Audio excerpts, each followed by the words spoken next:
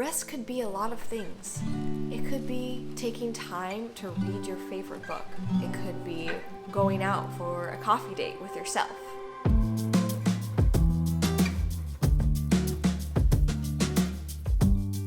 Welcome back to this series where I share the what, the why, and the how to incorporate rhythms of rest in your life. If you missed the first video in this series, I will put a link to it down in the description box below. Be sure to check it out. In today's video, I'm going to cover the important step of planning rest. This is the what portion of this series. We want to know what it is that you're going to be doing for your rest.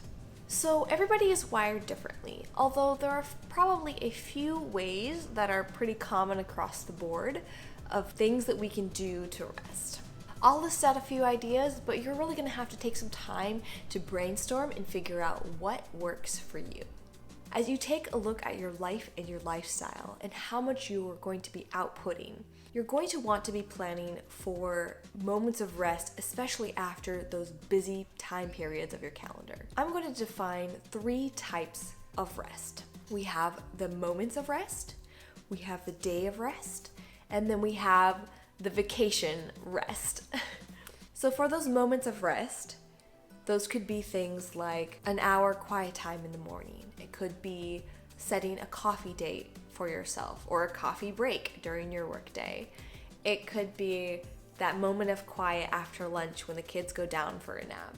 I want you to brainstorm and think through what those could be for you. These could be anywhere from 15 minutes up to a couple hours. Again, those activities could be reading your favorite book, could be taking a walk and breathing in fresh air. It could be going on a drive and exploring a place of town that you've never been before. There's so many ideas, but like I said, we're all wired differently and different activities are going to be restful depending on your personality type. Go ahead and write down what these activities could be for you. It could even be 15 minutes of doing nothing. That's totally allowed. Next, we have the day of rest. Now, I realize this can be challenging for some, but I would love for each of you to try and find a day that you can set aside to be your day of rest. Most people work at least 5 days a week, so I wouldn't count one of those days, but hopefully you have a weekend off or a couple days off during the week. Pick one of those days and have that be your day of rest, a day where you're not doing the things that you have to do, but that you do the things that you get to do. These items could be things that their only purpose is because you want to do them. It could be hobbies that you want to pursue. Take a moment and brainstorm what those items could be, what activities you would do if you had a whole day to yourself just to rest and recuperate. Write out what those things would be. And lastly, there are those quarterly to maybe once a year activities we call vacations. What would that look like for you? What is your dream vacation? What would be restful for you?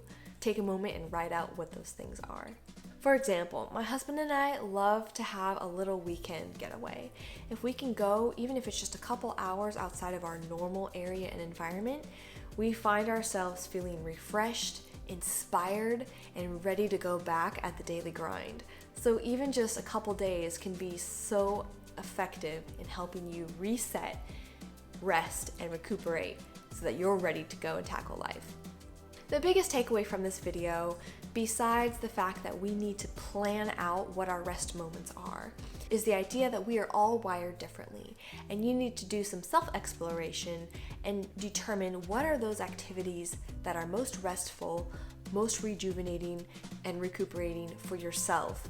What are those activities that are life-giving, that bring you joy, that fill you right up? It's so important to know what these things are so that we can be intentional about incorporating them and doing them in our lives. So be sure to write those out. And feel free to post a few in the comments below. I'd like to hear what those are. Smash the like button if you got value from this video. And be sure to subscribe if you want to catch the next video in this series, Creating Rhythms of Rest in Your Life. I look forward to seeing you in my next video.